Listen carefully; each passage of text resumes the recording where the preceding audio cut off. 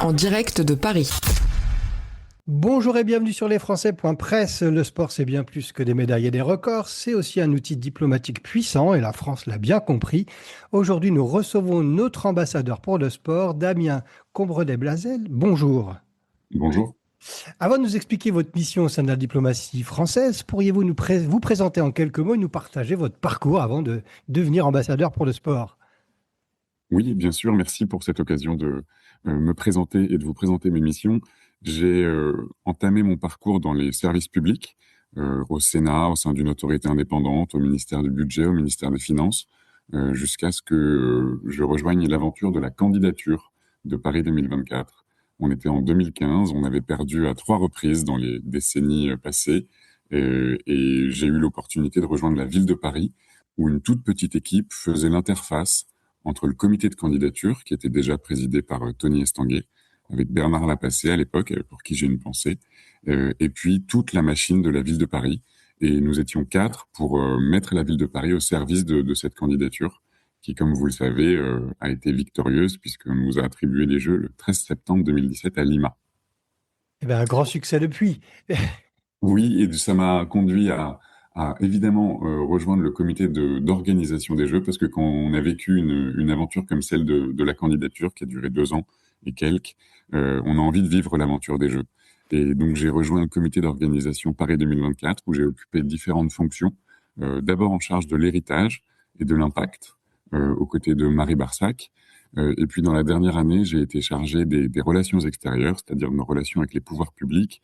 Et dans la toute dernière phase, ce qu'on appelle le Games Time, j'étais en charge de la communication de crise et puis de l'alignement de notre communication entre toutes les parties prenantes, État, ville, mouvement sportif, parce que il est important dans ces grands moments d'éviter la cacophonie. Et donc c'était ma mission à la fin. Et puis à l'issue des Jeux, j'ai rejoint le ministère des Sports, d'abord en tant que directeur adjoint de cabinet sous Monsieur Gilles Averrousse, et ensuite le 23 décembre, une nouvelle ministre a été nommée. Il se trouve qu'il s'agissait de Marie Barsac, mon ancienne chef, qui m'a donc proposé de rester à ses côtés, de devenir directeur de cabinet, ce que j'ai fait jusqu'en août dernier. Et donc, depuis, vous êtes devenu ambassadeur pour le sport. Alors, c'est un intitulé qui peut intriguer. Concrètement, qu'est-ce que cela peut signifier? C'est sans doute autre chose qu'être un super fan qui voyage avec un maillot bleu. Absolument. Il ne s'agit pas tant de promouvoir le sport en général que de défendre notre diplomatie, nos intérêts, nos valeurs, nos positions dans tous les champs où le sport intervient, c'est-à-dire les champs économiques, les champs institutionnels, les champs de normatifs également. Je pense à la lutte contre le dopage, à la lutte contre les manipulations sportives. Et donc, partout où il est question de sport, la France s'est dotée d'un ambassadeur depuis une douzaine d'années pour défendre toutes nos positions et celles de nos compatriotes dans le monde. Et à travers cette fonction, quelles sont les valeurs en fait que la France cherche aussi à promouvoir à travers la diplomatie sportive? Les valeurs sont d'abord celles de notre pays lui-même, à commencer par la démocratie, la cohésion, l'inclusion. Je pense notamment à des publics éloignés de la pratique. Ça, c'est l'objet de notre coopération. Je pourrais y revenir si vous voulez que je détaille un petit peu mes missions. Et c'est également des valeurs sportives qui sont importantes, mais qui font pas complètement l'unanimité. Je pense par exemple au modèle sportif français et au modèle sportif européen. Vous savez, ce modèle où le fait de monter et descendre, d'être relégué ou promu, n'est basé que sur les résultats et pas sur d'autres considérations. C'est ce qu'on appelle des compétitions ouvertes. Et d'autres modèles commerciaux guidés par d'autres intérêts sont en train de voir le jour. Et donc, défendre ce modèle européen fait aussi partie des missions. Je suppose que la diplomatie sportive, elle ne concerne pas uniquement les sportifs de haut niveau ou les grandes compétitions, c'est aussi le sport amateur qui est concerné. Absolument. C'est l'occasion de vous résumer, je vais essayer d'être bref, mais les 4 missions Oui. qui m'ont été confiées. Premièrement, une mission qui consiste à promouvoir notre savoir-faire dans le monde. Et ça, c'est pas uniquement le savoir-faire de la performance, c'est parce que ce savoir-faire est important. Vous savez, on a l'INSEP en France, qui est un véritable joyau. On a des médecins du sport, on a des grands techniciens, mais c'est aussi nos entreprises, celles qui savent construire des infrastructures, celles qui savent faire des revêtements, celles qui savent gérer la billetterie, la sécurité. la construction de grands stades ou de centres aquatiques, et puis des chercheurs, des experts, des formateurs, des entraîneurs, bref, tous les Français qui ont une expertise dans le champ du sport. Deuxièmement, il s'agit, on l'évoquait, de promouvoir la coopération. Le sport est un puissant levier de coopération, bilatérale et parfois multilatérale, dans les pays où nos relations sont excellentes, mais aussi dans les pays où les relations peuvent être parfois distendues et où le sport reste un terrain de développement de l'amitié entre les peuples, de coopération technique, etc. Euh, et ça se fait essentiellement avec l'Agence française de développement, avec Expertise France, mais aussi à travers la coopération décentralisée. Vous savez, cette coopération qui s'appuie sur les relations de ville à ville, ou en tout cas de collectivité à collectivité.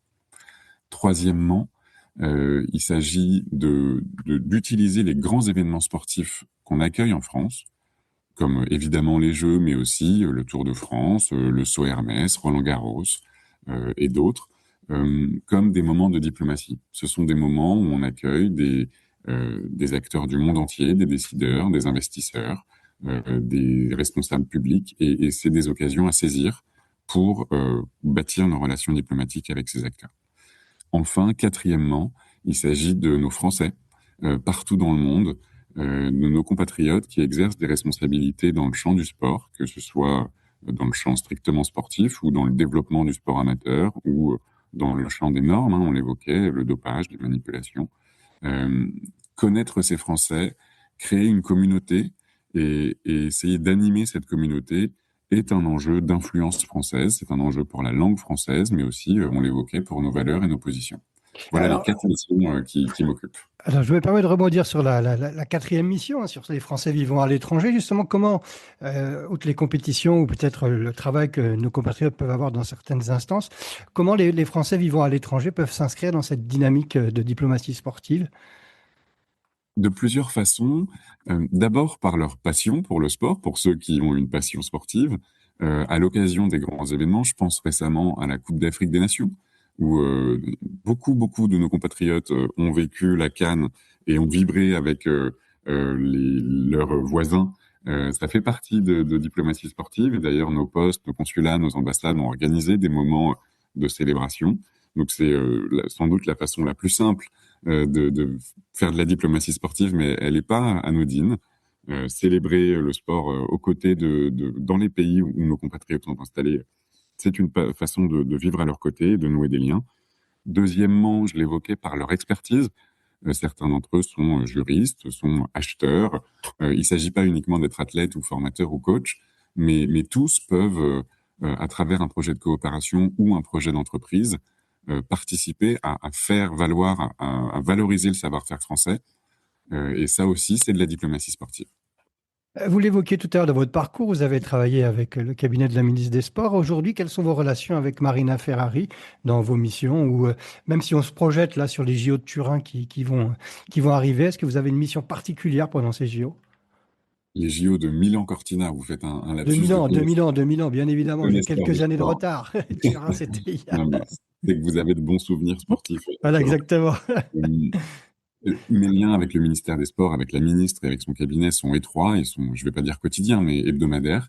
C'est le ministre de l'Europe et des Affaires étrangères, Jean-Noël Barrot, mais aussi la ministre des Sports, Marina Ferrari, qui m'ont confié la mission que je viens de vous présenter. Et donc, je leur réponds à tous les deux et je travaille étroitement avec leurs services. Par exemple, à Milan-Cortina, nous serons ensemble le 5 février à Milan, autour d'entreprises françaises, d'experts français, pour les présenter au monde, parce que les Jeux, vous le savez, c'est non seulement l'occasion de voir l'Italie et les Italiens, mais également un nombre immense de responsables du sport qui sont réunis. C'est très rare, c'est tous les 2 ans, jeux d'été, jeux d'hiver, d'avoir autant d'acteurs du sport réunis. Et donc, ce sera l'occasion pour la France de présenter ces entreprises, ces experts, notamment ceux qui sont mobilisés pour la réussite des Jeux des Alpes françaises 2030. Et donc, je serai aux côtés de la ministre à cette occasion. Donc je rappelle, hein, les JO d'hiver 2026, c'est bien à Milan-Cortina du 6 au 22 février et les Paralympiques au mois de mars et non pas à Turin comme j'ai pu faire ce petit lapsus. Mais effectivement, j'ai des bons souvenirs de ces jeux, donc c'est peut-être pour ça. Euh, Vous avez aussi évoqué la place de la communauté française à l'étranger, comment ils pouvaient s'inscrire, mais plus largement, est-ce que, je ne sais pas, une équipe de rugby à Montréal ou une équipe de football à Bruxelles, comment ces gens-là peuvent vous contacter ou comment ils peuvent aussi vous proposer un certain nombre de projets ou de relayer aussi ces valeurs que vous évoquiez au début? Alors, tout bêtement, avec un email, on a un mail générique et puis j'ai même un mail personnel que je suis disposé à partager avec vous. Euh, il faut moi, il faut que, à chaque fois, je me pose la question. À chaque fois que j'ai une sollicitation, je me demande est-ce que ça alimente, est-ce que ça nourrit notre diplomatie? Donc, une initiative sportive locale euh, peut parfois faire partie de notre diplomatie si elle associe des locaux, si elle valorise une discipline. Je pense au cricket, par exemple, au football américain. On a des disciplines comme ça qui sont très fortes dans d'autres pays, sur d'autres continents, et qui sont moins développées en France. Typiquement, des initiatives de flag football, qui sera au programme des Jeux de Los Angeles 2028, ou de football américain en France, ou à l'inverse, des Français qui acquièrent la passion pour ces sports là où ils sont installés. Oui, ça peut relever de notre diplomatie sportive, ça peut être un levier intéressant. Et donc oui, prendre contact avec eux est tout à fait possible et eux peuvent prendre contact avec moi, pardon. Eh bien, on mettra vos coordonnées sur l'article qui illustrera ce podcast. Vous avez évoqué un certain nombre de sports, mais il est peut-être difficile de faire un top 3 des disciplines sportives les plus efficaces pour la diplomatie. Oui, je m'y refuse catégoriquement, mais je vais quand même essayer de vous répondre. Évidemment, on évite de hiérarchiser les disciplines parce qu'elles ont chacune, voilà, leurs aspérités, leurs fans, etc. Mais d'abord, je veux souligner la diversité des disciplines qui servent notre diplomatie sportive. À Hong Kong, le breaking est un sport en développement. On a des experts français, des coachs, des formateurs qui exercent leur talent. En Jamaïque, on a de beaux projets qui utilisent le skateboard dans des communautés défavorisées. En Nouvelle-Calédonie, on a une forte tradition de cricket qui est pour nous un vrai atout dans toute la région Pacifique, parce qu'on va accueillir les Jeux du Pacifique en Polynésie en 2027. À Bahreïn, le Royaume a un fort intérêt pour le MMA et la France est un des grands pays de MMA. Vous savez, on a d'immenses athlètes et puis une vraie expertise. Donc, je prends ces exemples pour souligner la diversité, mais pour répondre à votre trio de tête, c'est pas un trio de tête, mais c'est un trio quand même. Je vais prendre l'exemple Avoba pour handball, volley, basketball. C'est un très beau projet à travers lequel trois disciplines se sont unies pour proposer leur savoir-faire dans plusieurs pays du continent africain, le Maroc, la Tunisie, mais aussi le Bénin, la Côte d'Ivoire, le Cameroun, le Sénégal. Depuis 2021, ces disciplines envoient des formateurs, des entraîneurs pour former tous les acteurs d'une chaîne sportive, c'est-à-dire les pratiquants, mais aussi les officiels, les entraîneurs, les techniciens et les administratifs qui font aussi partie du développement d'une discipline pour aider à structurer notamment la discipline féminine, enfin la partie féminine de leur discipline, aider les femmes à s'emparer de ces disciplines, et puis pour structurer administrativement ces sports pour qu'ils aient un impact positif là où ils se développent. Eh ben, je pense que nos auditrices et auditeurs ont bien compris ce qu'était la mission de l'ambassadeur pour le sport. Et merci beaucoup, Damien Combordet-Blacel, pour cet éclairage. Et on va continuer à vous suivre. On mettra aussi, en plus de votre email, peut-être le lien avec vos réseaux sociaux. Vous êtes sur les principaux, j'imagine. Comme ça, on pourra Absolument. continuer à suivre votre activité. Un très, très, très grand merci. Merci beaucoup. À bientôt. Pour continuer à suivre l'actualité des Français à l'étranger, abonnez-vous à notre lettre d'information, restez connectés à nos différents supports et on se retrouve très prochainement, toujours sur lesfrançais.press. C'était lesfrançais.press.